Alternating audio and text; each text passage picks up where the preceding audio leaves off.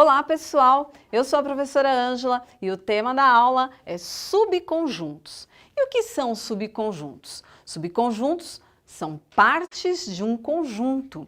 Então vamos imaginar assim, olha que beleza, olha que maravilha este desenho representando a população brasileira. Vamos imaginar um conjunto P formado pela população brasileira. Por que conjunto P? Porque todo conjunto é representado por uma letra maiúscula do nosso alfabeto. Então vamos pensar no conjunto P formado pela população brasileira. Dentro deste conjunto P, que é o conjunto da população brasileira, nós podemos ter um conjunto A. Quem é esse conjunto A? Esse conjunto A vai representar todos os adultos da população brasileira. E nós também temos um outro conjunto que nós podemos chamar de conjunto C, que vai representar todas as crianças da população brasileira. Então, quando nós falamos que subconjuntos são partes de um conjunto, nós temos o conjunto população brasileira e depois nós temos os subconjuntos, o conjunto de todos os adultos e o conjunto de todas as crianças. Então, o conjunto de todos os adultos e o conjunto de todas as crianças são subconjuntos da população brasileira. E como que nós podemos escrever? Nós podemos pensar o seguinte: A, que é o conjunto de todos os adultos, ele está, contido em P. Por quê? Porque P representa a população brasileira. Se A são todos os adultos, A está contido em P. Então, aqui dentro da população brasileira, nós temos os adultos. Por isso, A está contido em P. E aí nós podemos também falar que C está contido em P, C está contido em P por quê? Porque dentro de toda a população brasileira nós temos as crianças, então o C está contido em P. E agora esse conjunto N aqui, quem é esse N? Nós vamos pensar assim, que N é o conjunto formado por pelo menos uma pessoa não brasileira. Se nós temos que P é o conjunto formado pela população brasileira, e se nós temos um N, que é um conjunto formado por pelo menos uma pessoa não brasileira, nós podemos falar que o N não está contido em P. Por quê? Porque P é o conjunto formado pela população brasileira. Se N tem pelo menos uma pessoa não brasileira, N não está contido em P.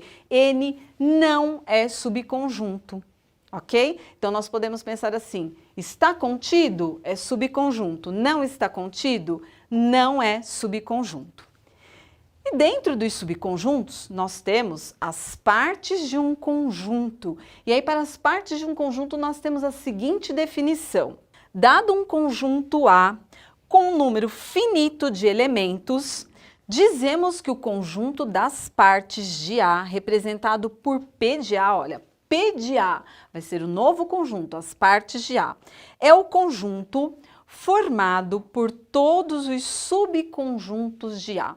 O que essa definição quer dizer? Então vamos pensar que nós temos aqui um conjunto A, e esse conjunto A é formado pelos seguintes elementos, o número 1, o número 2 e o número 3.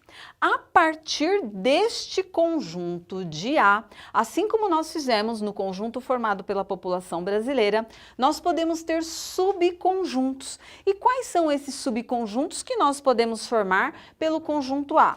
Percebam que ele tem 3 elementos, o 1, o 2 e o 3. Então, nós vamos fazer as partes de A. E aí nós colocamos, como P de A. P de A serão todos os subconjuntos que nós podemos escrever a partir do conjunto A. E quais são eles? P de A vai ser o 1, então, por que apenas 1? A partir do momento que eu tenho um único elemento, eu tenho um conjunto unitário. Então, eu posso escrever, o conjunto 1, lembrando que o conjunto sempre tem que ficar entre chaves. Então, nós temos aqui, o conjunto 1, vírgula, o conjunto 2, vírgula, o conjunto 3, vírgula. Agora, o conjunto 1 e 2, vírgula, o conjunto 1 e 3, e o conjunto 2 e 3, vírgula, depois o conjunto 1, 2 e 3, pegando os 3 elementos. Além disso, se eu tirar todos os elementos, o que eu vou ter? Conjunto vazio. Então, com esse conjunto A, eu posso escrever todos esses subconjuntos aqui. E quantos são? Vamos contar quantas partes nós tivemos. 1, 2, 3, 4, 5, 6, 7 e 8. E aí, através da definição, nós podemos escrever uma fórmula. E qual fórmula é essa? Que as partes de um conjunto podem ser escritas 2 elevado a n. E o que é esse n aqui? Esse n é o número de elementos. Então, P igual a 2 elevado a n. Como nós temos 3 elementos, eu coloco aqui 2 elevado à terceira potência, ou seja, 2 ao cubo.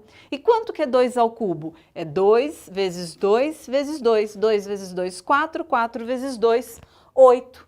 Que são exatamente os 8 subconjuntos que nós escrevemos. Suponhamos que aqui, ao invés de 3, tivesse mais um número.